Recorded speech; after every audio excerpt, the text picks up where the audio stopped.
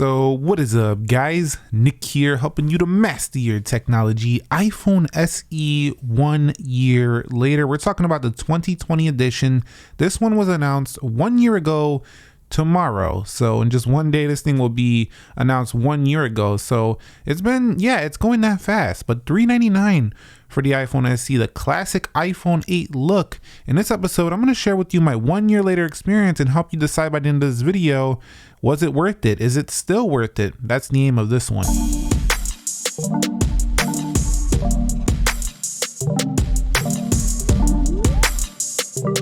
let's talk about the body, the design, the build of this one. So you can see that there's no iPhone logo on this. So right away, this was a cleaner looking iPhone 8 right from the start. So we do have basically a recycled iPhone 8 here. And what that led to this feeling like is a kind of just an upgrade to that. You know, we were kind of expecting an iPhone mini like version of the SE upgrade, kind of giving us that 4-inch design. But what we got instead was this iPhone 8 update. So you do have an iPhone 8 looking phone here in the iPhone SE, down to the Touch ID, down to the same 4.7-inch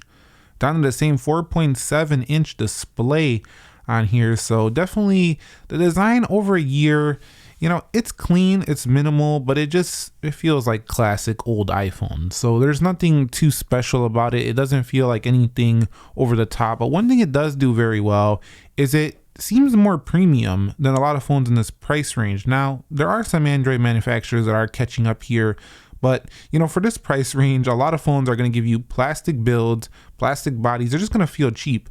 This one, while it is a little bit older looking, it doesn't feel cheap, and it feels about the same quality as something like the iPhone 11, for example, just a little bit thinner, actually a lot thinner. The iPhone 11, just a thicker phone, but it's got that same feel. And Apple, I think, did a good job with the colors. They gave you white, black, and red, so three pretty neutral, good colors there. The red's a little bit out there, but a lot of people do like red. There's not like a ton more than that though, so just three colors.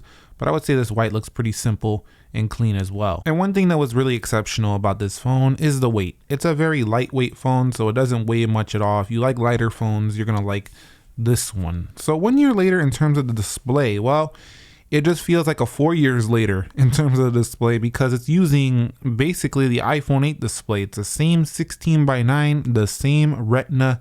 You can see True Tone down there, dark mode, night shift, same features you get on other phones, same 625 nits of brightness. Now that brightness is better than a lot of usable brightness on other Android devices that compete with this. And you might like the color accuracy of the way Apple tunes this display if you've come from an Android device, depending on your taste in display color and saturation. If we go into the YouTube, you'll be able to see videos with thicker bezels here on the edges. They do give you something to hold on to, but this display does pretty much play most content, because a lot of content is still shot in 16:9, because that's the way most cameras are shooting videos. So you'll be able to see a lot of full videos, no black bars on here. That's actually a pretty good experience. And then if we go over here into, you know, reading something, you do have 326 ppi, and on display this small, I would say you probably are not even going to notice that you don't have the highest res screen. You probably won't even care. And I don't know how much you're going to be reading on here. You might take it to the iPad, you might take it to your laptop, but if this is your only device, you do have at least a pretty nice wider display, because it's not skinny, because it's a 16:9. In addition, it's sharp enough. It does the job. That's basically what I could say about the display. It just does the job pretty well. It's a standard iPhone panel. It's nothing too extraordinary. So a year later, I just feel the same I did when I first seen this. It's just another iPhone display. I would bet one of the main reasons most people even bought this phone was the software. They knew they can get this iPhone at $399, and they're gonna have software support for a very long time. You can see 14.4.2 is on board here, with 14.5 coming very shortly, maybe even next week. It should be coming, and you can see right here similar software you're getting on the iPhone 12, 12 Pro, things like that. So yeah, one of the main reasons to even get this phone now is that you have the same iOS software that you'll be able to experience on other, you know, iPhones. And that's a great thing, because usually you'll have to pay more to experience this slick, smooth, and very supported software. Now, Touch ID is a kind of a tricky one. I really like it here, but there's something I don't like about it. I don't like that it feels old. I want to see like Apple do something new, like put like maybe a Touch ID in display, or maybe integrate it in the power button, just something a little bit different, because this just feels like, you know, the original iPhone basically. It's not a bad thing. It works pretty much every time, and it's actually more useful than Face ID when out and about right now. But you can see, you know, very reliable. It just kind of has that older iPhone 7 feel. Discussing the performance of this phone, another area where I think that it's one of the main reasons that many pick this phone up. At $399, you're getting an Apple A13 Bionic. You would have to pay much more than that to get the Apple A13 Bionic in the past. And this phone right here definitely gives you kind of like a turbocharged iPhone 8 right here with that A13 Bionic, giving it not the most RAM at 3 gigs, but because that processor benchmark's so high, I would say that the length of time that you will have this phone, you shouldn't struggle much in performance, and maybe not at all. And when you do things like video editing and gaming, while it doesn't have the best battery life, it should be able to handle these games without sweating. Really do like the performance. It's one of the reasons why I could even still use this phone from time to time and not really miss using my 12 Pro Max or anything like that, because it's just very snappy and fast every single day. Now with the storage, I'm actually not too upset. 64 gigabytes starting space for a phone like this is actually pretty good. You know, back in the day, Apple would start their phones at 16 gigabytes, then they went up to 32, which still wasn't enough. Starting at 64, you can get a 128 as well. Definitely a very good starting storage for this price point. So I have no qualms or problems here with the iPhone SE when it comes to the storage. Okay, so the iPhone SE's main camera, a 12 megapixel lens right there, capable up to 4K 60, quad LED flash. How does this camera do? What is my thoughts over it a year of usage? Well, I think this is kind of Apple's basic, simple, just good, reliable performing iPhone camera.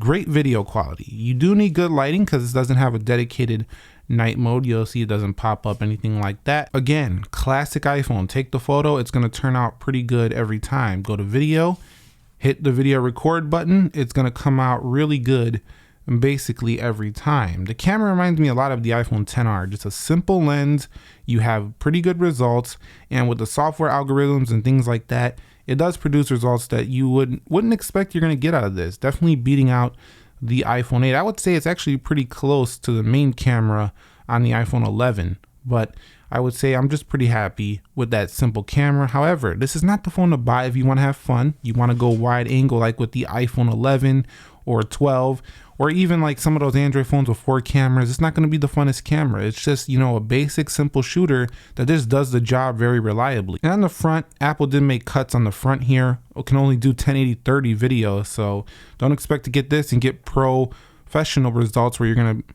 So don't expect to get this on the front camera and think, oh, I'm going to do 4K 60 on the front and on the rear, and it's going to be so beautiful a video. No, you're going to want to rely on this main camera on the rear if you want to do the best work you can do out of this phone. However, for what it's worth, that front-facing camera is 7 megapixels, and I think it does do a decent job with its software processing and stuff like that to give you a pretty acceptable result. It's not going to be horrible, but it doesn't have the widest shot either on that front-facing photo either, but it's pretty decent overall. So battery life, did it get better? No. Was I hoping it would get better? Yeah. Did it get better? No, it never did. It's an 1821 milliamp hour battery, and for those of you going to get in the comments say, I don't know what this guy is talking about. You know, the battery life on my iPhone has been so just fine. I get through the day. Well, you're not heavy using. You're not comparing this like I am to the iPhone 12, the iPhone 12 Pro Max, and you can't see it because you're only using this device, but this phone definitely gets like double less battery life than something like the iPhone 12 series of devices, especially the Max phones. And I'm only comparing that because, you know, you do have options like the XR that can give you 2 more hours of screen on time than this one. So I was getting around 3.5 to 4. 4 was like my best day. I think the best I ever got was 4 hours and 15 minutes screen on time with this one. The low power mode was essential for getting through the day. Light users who throw your phones in their pocket, use it a couple times every few hours, this will easily make it through the day. Any phone will, but don't expect to get heavy usage out of this without needing a charger. But it's nice that at least it has wireless, Qi wireless charging on the back of here, and it can support up to 18 watts of fast charging, which is nice. Not all older iPhones could do that, so very nice here for the SE. And when it comes to the audio, for a little phone, it's pretty mighty. But if you're coming from anything smaller, you will really think this is a pretty good sizable display. So very good overall screen. I would say this one definitely has better stereo speakers than competing like budget Android phones. A lot of them do skimp out on the top one. They give you a weak, wimpy speaker at the top, and then they give you a loud speaker at the bottom. Apple does this to agree as well, but this one seems a little bit better balanced. I think it's one of the best actually for a mainstream phone here in the iPhone 12. So this phone launched with iOS 14 and it's been stuck. So small, but I would say pretty mighty audio. It's actually pretty good coming out of this phone, although you do sacrifice no headphone jack, and you do have pretty good fast Bluetooth connections, but you're going to need your own headphones with this one. Now, phone calls and radios in here, like the radios for, doing reception, things like that, were actually pretty good. I didn't have any drop calls. I didn't find this to be the loudest sounding phone when making phone calls. However, I will say that it did hold on to pretty decent signal strength. Still not the most bars I've seen. I've seen Samsung phones competing with this, getting more reception in more areas than this. However, the SE didn't really let me down here either, so I can't really complain about it.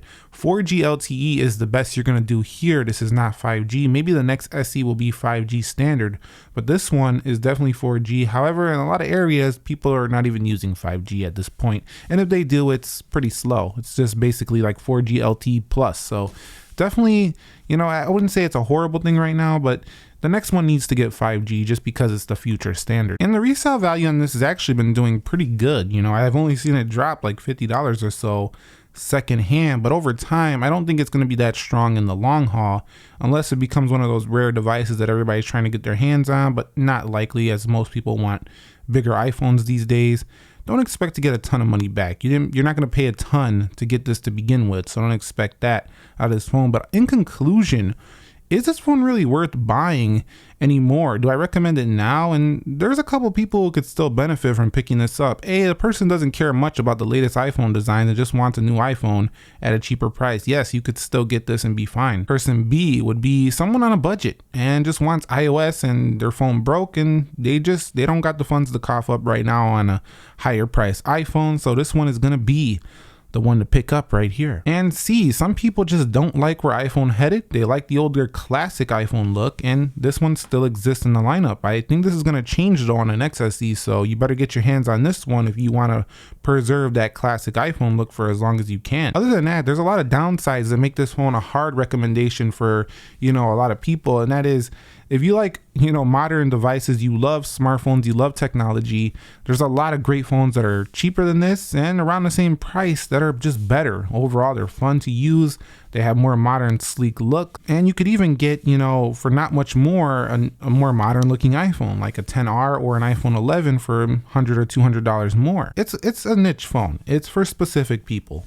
1 year later, is it a good phone? Yes. Is it a great phone? Depends. Is it a phone that will be forgotten? I think in a few years, nobody will be talking about this phone because there'll be, something else better and greater. And I don't think it had that same level of, classicness as the original 2016 iPhone SE, that same level. I think it just didn't have that because Apple decided to bring back the iPhone 8, which wasn't a super popular phone to begin with. If they would have brought that 2016 iPhone SE and put all this stuff in there with a little bit of a bigger display, I think that would have been a much bigger hit than this one, but I could be wrong. Let me know your thoughts on that one down below. If you found this video helpful, entertaining, informing, do me a favor, click that like button for me. And if you have an iPhone SE 2020, please consider sharing your experience with the community down below. Do you recommend this? Have you enjoyed the heck out of it? Did I say some things in here you didn't like, you would disagree with? Let us know down below, and I'll catch you all in the next episode. Nick here. Be sure to be well, and peace.